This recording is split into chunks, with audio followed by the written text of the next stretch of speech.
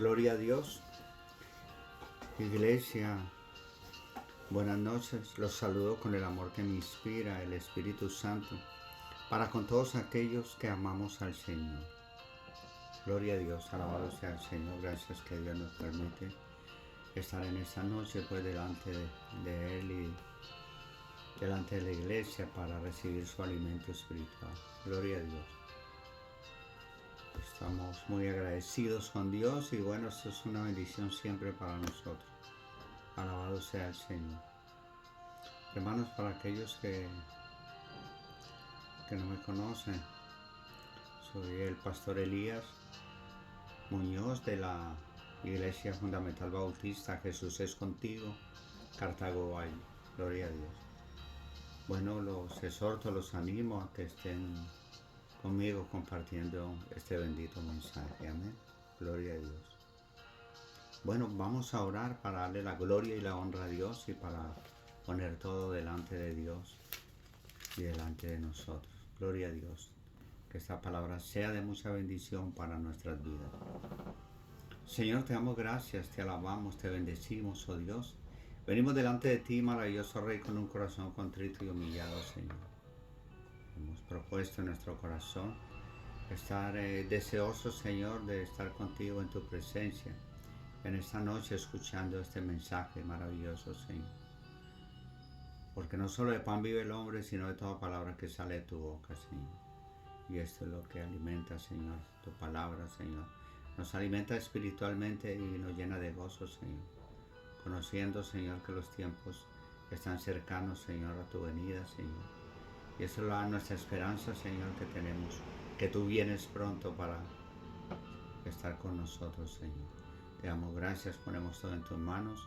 Síguenos bendiciendo, oh Dios. En el nombre de Cristo oramos. Amén y amén. Gloria a Dios. Alabado sea el Señor. Bueno, vamos a ir a la palabra. Gloria a Dios. Y es muy importante conocer tu propósito porque debemos de vivir una vida verdaderamente con propósito. Porque conocer tu propósito es lo que da sentido a tu vida. Espero que podamos conocer el propósito de Dios para nuestras vidas y el propósito de nosotros para con Dios. Alabado sea el Señor. Bueno, déjeme decirle, hermano, que fuimos creados para tener significado. Nosotros fuimos creados para tener significado. Y por esa razón los métodos que utiliza la gente para encontrarlo, como la astrología o los psíquicos, son absurdos. Vamos primero a leer Eclesiastés 4 a 7 y luego empezamos este tema. Gloria a Dios. Eclesiastés 4, versículo 4 al 7 dice: He visto asimismo que todo trabajo y toda excelencia de obras despierta la envidia del hombre contra su prójimo. También esto es vanidad y aflicción de espíritu. El necio cruza sus manos y come su misma carne. Más vale un puño lleno con descanso que ambos puños llenos con trabajo y aflicción de espíritu. Yo me volví otra vez y vi vanidad debajo del sol. Alabado sea el Señor. Entonces, amados hermanos, cuando la vida tiene sentido, puedes soportar cualquier cosa. Cuando no lo tienes, resulta insoportable. Un joven de 20 y tantos años escribió: siento que soy un fracaso porque intento llegar a hacer algo, pero no sé qué es. Solo he aprendido a vivir resolviendo con lo necesario. Y dice el joven, escribe el joven: algún día, si descubro mi propósito, me sentiré como si comenzara a vivir. Oh, hermanos, sin duda la vida no tiene propósito, y sin propósito la vida no tiene sentido. La vida sin sentido no tiene significado ni esperanza. Muchos que no tenían esperanza lo expresaron así. Vayamos a Isaías 49:4 Isaías se quejó diciendo: pero yo dije, por demás he trabajado en vano y sin provecho he consumido mis fuerzas. Pero mi casa está delante de Jehová y mi recompensa con mi Dios. Así es. Pero no solamente Isaías, Job también se quejó. Y vamos a mirar a Job, capítulo 7, versículo 16. Abomino de mi alma, abominó de mi vida, abominó de mi vida, no he de vivir para siempre. Déjame pues, porque mis días son vanidad. Así es, hermano, la tragedia más terrible, la tragedia más terrible no es morir. No, la tragedia más horrible no es morir, sino vivir sin propósito. Esto sí es una tragedia, hermano. Vivir sin propósito. La esperanza es tan esencial para tu vida como el aire y el agua. Necesitas tener esperanza para poder salir adelante. Es decir, tener esperanza es el resultado de tener un propósito. Si te has sentido desmoralizado, hay esperanza. Experimentarás cambios positivos en tu vida al empezar a vivirla con propósito. Así es. Es un mensaje que quiero que sepan ustedes que es de 4 puntos. Y vamos a mirarlo bien. Pero vayamos primero a Efesios 3:20, gloria a Dios.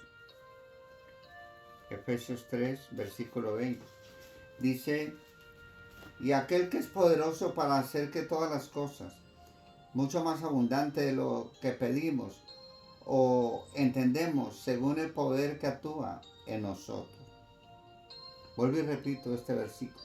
Y aquel que es poderoso para hacer todas las cosas, mucho más abundante de lo que pedimos o entendemos, según el poder que actúa en nosotros. Gloria a Dios, hermano. El segundo punto es esto, porque define lo que haces o lo que dejas de hacer. Es decir, tu propósito se convierte en el patrón que usarás para evaluar qué cosas son esenciales y cuáles no. Ahora bien, formúlate la pregunta: ¿esta actividad que voy a realizar me ayudará a cumplir los propósitos de Dios para mi vida? Es una buena pregunta, hermano. Porque sin un propósito definido, no tienes fundamento alguno en qué basar tus decisiones, distribuir tu tiempo y usar tus recursos. Entonces tomarás decisiones basadas en las circunstancias, en las presiones y en el estado de ánimo del momento. Los que no entienden su propósito suelen esforzarse demasiado y eso causa estrés, causa cansancio y causa conflicto. Es posible que logres hacer todo lo que los demás quieren que hagas, ¿sí?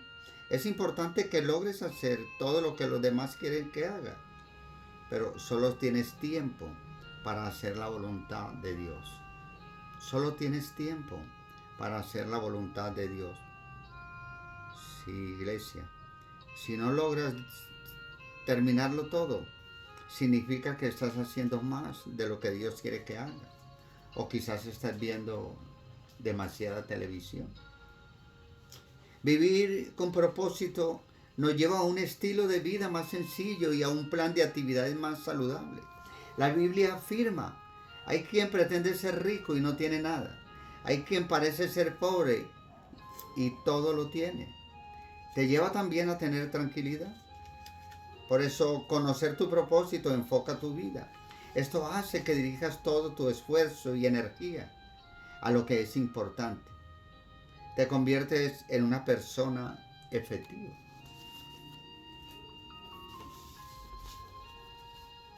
Muchas personas se asemejan a los giroscopios, que giran con rapidez sin dirigirse a sin dirigirse.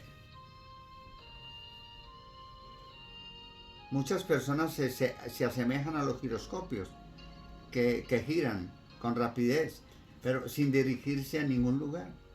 Es decir, sin un propósito claro. Seguirás cambiando de dirección, de trabajo, de relaciones, de iglesia y muchas cosas más, esperando que cada cambio pueda resolver la confusión o llenar el vacío de tu corazón. Piensas, esta vez quizás sea diferente, pero eso no resuelve tu verdadero problema, es decir, la carencia de enfoque o propósito. La Biblia dice, déjame decirte, la Biblia dice, no sean insensatos, sino entiendan cuál es la voluntad del Señor. Si deseas que tu vida impacte, entonces enfócala. El apóstol Pablo propagó el cristianismo casi solo por todo el imperio romano. Por eso una vida enfocada era su secreto. Él dijo, una cosa hago, olvidando lo que queda atrás y esforzándome por alcanzar lo que está delante, hacia la meta. Oh, gloria a Dios. Ahora, en este tercer punto podemos conocer tu propósito. Estimula tu vida. ¿Sí? Conocer tu propósito estimula tu vida. Es decir, el propósito siempre produce entusiasmo. Porque no hay nada no hay nada que dé tanto ímpetu como tener un propósito claro. Por otro lado, el entusiasmo se disipa por falta de propósito. El simple hecho de levantarse de la cama se convierte en una tarea ardua. Oh, tremendo, hermano. Por lo general, es el trabajo sin propósito, no el excesivo, el que nos acaba, nos deja sin fuerzas y nos roba el gozo, hermano. Misionero George Bernard describió, esta es la verdadera felicidad de la vida, ser usado para un propósito y poder reconocer su primacía. Amén. Gloria a Dios. Ahora bien, hermano, ser una fuerza de la naturaleza en lugar de algo inconstante, un saco de males y lamentos, siempre quejándose de que el mundo no se ha dado a la tarea de hacerlo a uno feliz. Pero no, hermano. Tenemos que ir a conocer el cuarto propósito. Conocer tu propósito te prepara para la eternidad. Y en este propósito es que yo quiero que pongan más atención de lo debido, hermano, porque aquí vamos a aprender algo maravilloso. Porque no fuiste puesto en la tierra para ser recordado. No, hermano. Sino para prepararte para la eternidad. Por eso es que estamos aquí en la tierra. Muchos se dan a la tarea de emplear toda su vida en crear en la tierra un legado duradero. Quieren que se les recuerde después de muertos. Pero al final, lo más importante no es lo que otros dicen de tu vida, sino lo que Dios diga de tu vida, hermano. Oh, aleluya. Muchos no se dan cuenta de que todos los logros personales son superados. Tarde o temprano son superados. Las marcas se rompen, la reputación se desvanece y los homenajes se olvidan.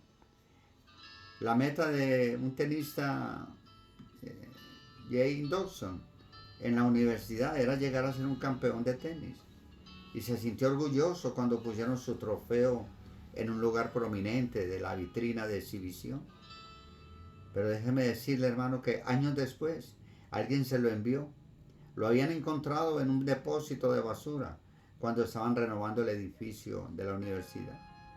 Y Jane exclamó, cuando pase el tiempo, alguien tirará a la basura todos tus trofeos. Por eso, hermano, vivir para dejar un legado terrenal es una meta que revela muy poca visión. El uso más sabio de tu tiempo es que edifiques legado eterno. Porque no fuiste puesto en la tierra para ser recordado, sino para prepararte para la eternidad. Entendamos bien esto, hermano, es un concepto muy importante para nuestra vida. Porque llegará el día que estarás ante Dios y Él hará un inventario de tu vida, un examen final.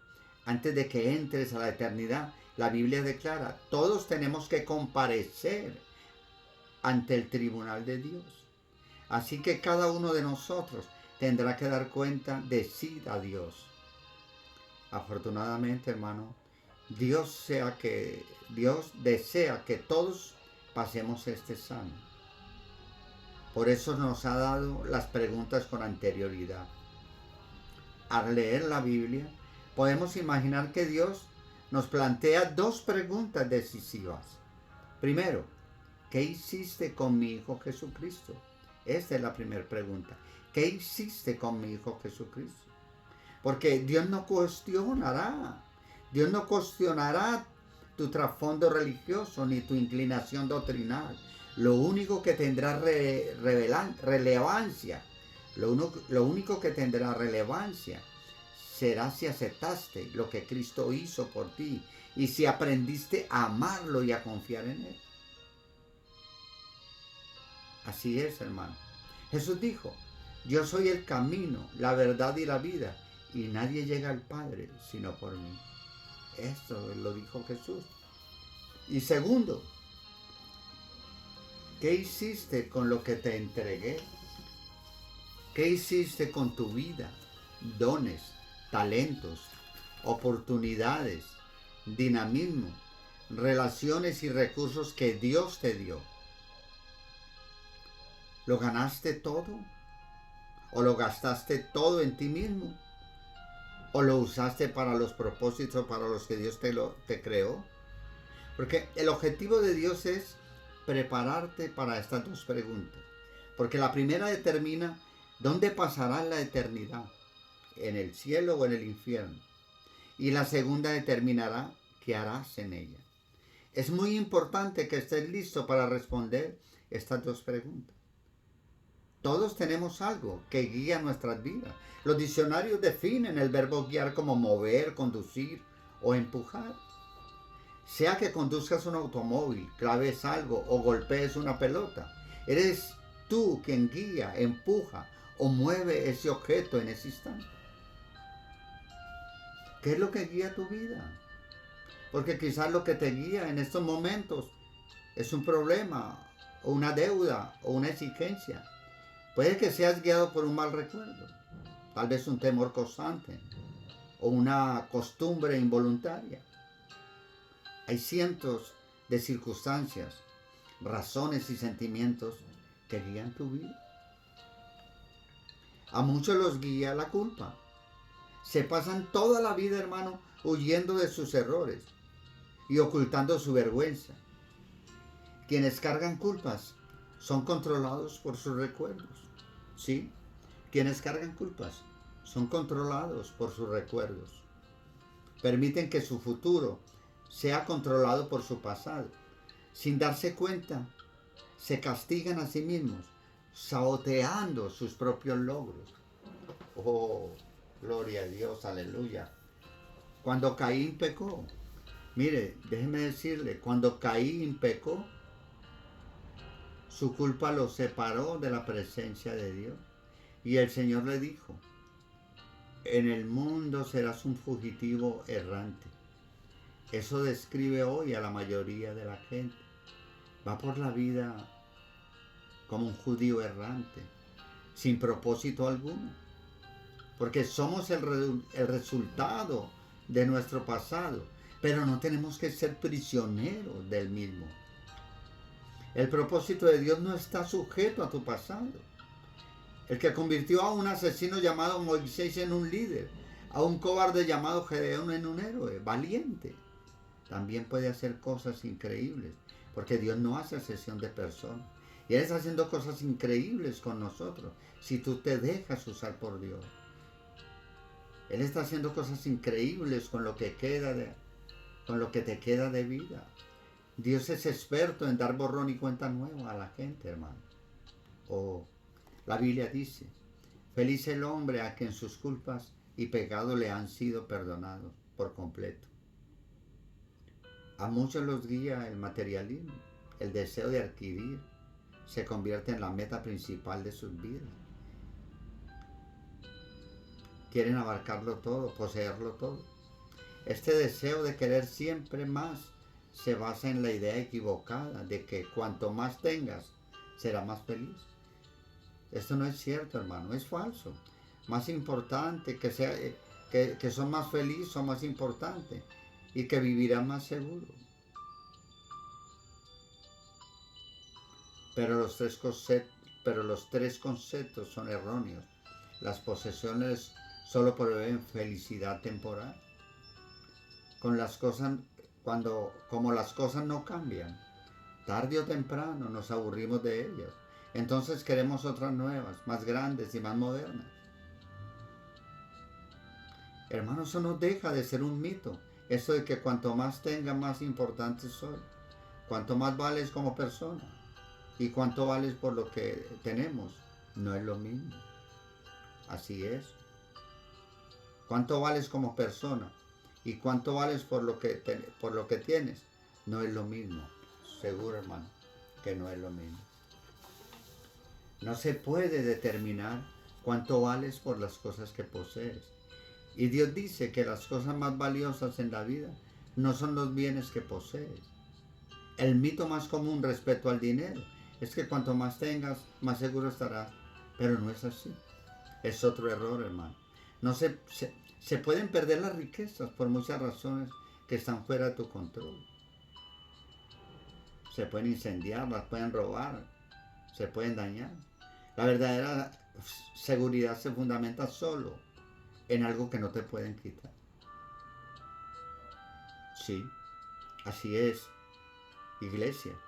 La verdadera seguridad se fundamenta solo en algo que no te pueden quitar. Y lo único que no te pueden quitar es tu relación con Dios. Alabado sea el Señor. Porque nadie te arrebatará de las manos del Señor. Nada es más importante que conocer los propósitos de Dios para tu vida. Y nada puede compensarte el no conocerlos. Porque conocer los propósitos de Dios tienen beneficios de una vida con propósito. Hay grandes beneficios de vivir una vida con propósito. Y son creados para vivir por siempre. Esos propósitos que hemos enumerado acá son creados para vivir por siempre, mis amados hermanos. Esta vida no lo es todo. La vida aquí en la tierra es solo un ensayo antes de la verdadera actuación. Estarás mucho más tiempo al otro lado de la muerte en la eternidad que aquí en la tierra. La tierra es solo el escenario, es la escuela primaria, el ensayo para tu vida en la eternidad. Mire, los ejercicios, el entrenamiento antes del partido, el trote de calentamiento antes de la carrera, de que la carrera empiece. Porque esta vida es el preámbulo de la venidera. Así es, hermano, que lo que vamos a hacer aquí es solamente morir para vivir por toda la eternidad. Gloria a Dios. Vayamos a Marcos 1:15 y entendemos mejor esto. Así que leamos desde el 14, hermano. Después de que Juan fue encarcelado, Jesús vino a Galilea predicando el evangelio del reino de Dios. Mire, después de que Juan fue encarcelado, Jesús vino a Galilea predicando el evangelio del reino de Dios. Versículo 15, diciendo, el tiempo se ha cumplido y el reino de Dios se ha acercado. Arrepentíos y creed en el evangelio. Es decir, Dios nos está hablando aquí de dos condiciones. Dios manda a todo hombre dos condiciones, como vemos aquí en Marcos. Usted debe reconocer ante Dios sus pecados pasados y debe abandonar sus pecados presentes. Estas son las dos partes del arrepentimiento, que es la primera condición. Segunda condición, usted debe de reconocer ante Dios que la justicia divina que usted merece recibir por causa de sus injusticias le cayó un día al Señor Jesús en la cruz, y ahora usted debe de apropiarse de esa justicia por medio de la fe. Entonces vemos aquí arrepentimiento y fe. Estas son las dos partes de la segunda condición. Entonces, cuando usted se arrepiente de sus pecados, primera condición, y pone su fe en la justicia caída en la cruz del Calvario, segunda condición, entonces Dios lo declara totalmente perdonado y totalmente reconciliado con Dios. Porque usted lo que debe es de apropiarse, perdón, debe de apropiarse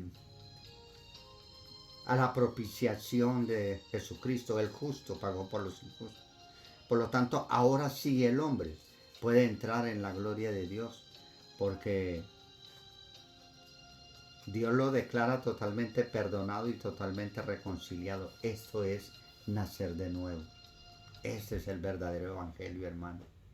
Esto es lo que Jesucristo predicó a nosotros los gentiles, lo que Juan el Bautista predicó, lo que Pablo predicó. Es el evangelio que nos lleva a la vida eterna, hermano. Alabado sea el Señor. Cuando lo entendemos y lo comprendemos y lo creemos, el hombre puede entrar en la gloria de Dios. Alabado sea el Señor. Espero que podamos entender, hermano, el evangelio verdadero de Dios, el que nos da vida eterna a través de arrepentimiento y fe, lo que Jesucristo vino predicando después del encarcelamiento de Juan el Bautista. Alabado sea el Señor. Gloria a Dios. Vamos a orar, hermano, y darle gracias a Dios. Señor, te damos gracias, maravilloso Rey, porque tú viniste predicando el evangelio verdadero, Señor. Tú nos has dado vida eterna a través de tu Hijo Jesucristo en la cruz, maravilloso Rey. Jesucristo vino predicando el verdadero evangelio a los gentiles, pero el verdadero evangelio se completa en la cruz del Calvario. La ira del Padre derramada sobre su Hijo